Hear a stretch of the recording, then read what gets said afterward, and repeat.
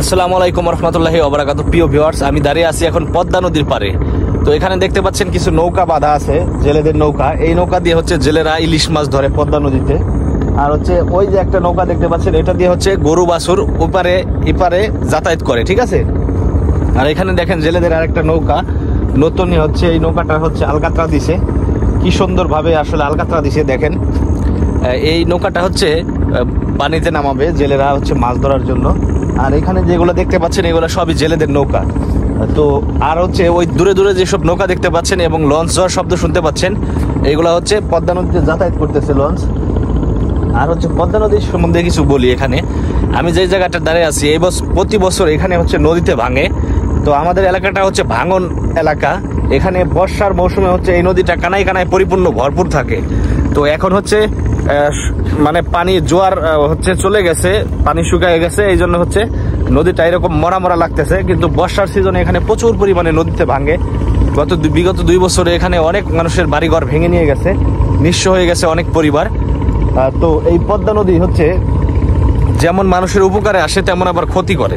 এখানে হচ্ছে এই নদীতে হচ্ছে অনেক মানুষ, নদীর পাড়ের অনেক মানুষ জেলেরা যারা হচ্ছে জাল বেয়ে খায়, জাল বেয়ে হচ্ছে যাদের জীবিকা নির্বাহ করতে হয়, তাদের হচ্ছে জীবন জীবিকার খোঁজ খবর হচ্ছে এই নদী, পদ্মা নদী থেকে তারা মাছ ধরে শহরে নিয়ে বিক্রি করে এবং সেই মাছ বিক্রি করে তাদের সংসার চলে।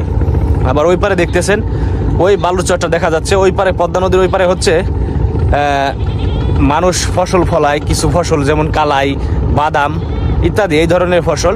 আর হচ্ছে ওই পারে থেকে মানুষ হচ্ছে ঘাস কেটে এনে গরু ছাগলে খাওয়ায়। যে নৌকাগুলো দেখতে পাচ্ছেন জাল বওয়ার পাশাপাশি ওরা হচ্ছে গরু ছাগল লালন পালন করে। নদীর পাড়ের মানুষ গরু ছাগল লালন পালন করে, এটা হচ্ছে সংসারে বাড়তি একটা ইনকাম। প্রতিদিন যা ইনকাম করে মাছ ধরে সেগুলো হচ্ছে বিক্রি করে হচ্ছে সংসার জীবিকা নির্বাহ করতে হয় এবং বাৎসরিক শেষে হচ্ছে তাদের একটা ইনকামের উৎস, সেটা হচ্ছে থেকে যায়।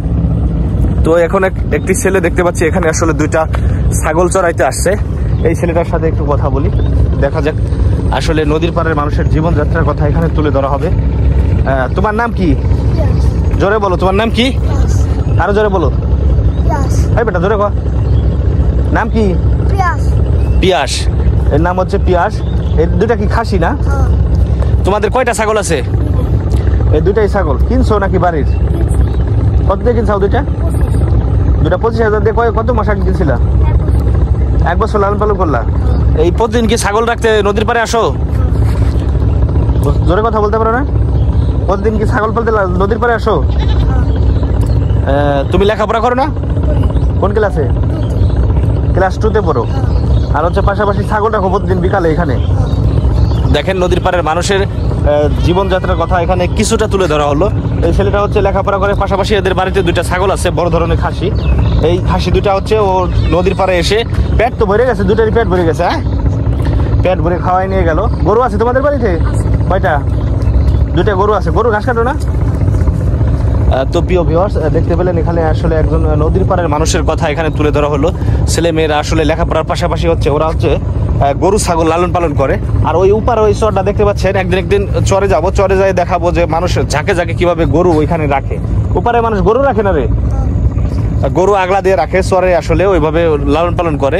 মানে কিনা খাবার ছাড়া, মানে এক্সট্রা খাবার যে চর থেকে খাওয়া ঘাসটা ওনাদের আসলে কিনে খাওয়াইতে হয় না, এমনি কুড়ায় বসি টুকটাক ওইগুলো কিনে খাওয়াইতে হয়। তো নদীর পাড়ের মানুষের জীবনযাত্রা এখানে থেমে নেই। প্রতি বছর হচ্ছে ওনাদের আসলে বাড়িঘর ভাঙে, বাড়িঘর সরাইতে হয়। নদীর পাড়ের মানুষের সমস্যা একটাই, নদী ভাঙন। নদী ভাঙনের সমস্যা না থাকলে নদীর পাড়ের মানুষ ভালো থাকতো। তো সবাই ভালো থাকেন। আজকের মতো ভিডিওটি এখানে শেষ করছি। অবশ্যই মাসুদ ভাই ইউটিউব চ্যানেলটি সাবস্ক্রাইব করে বেল বাটনটি বাজিয়ে দিবেন, তাহলে গ্রামে গঞ্জের যাবতীয় খবর এখান থেকে পাবেন।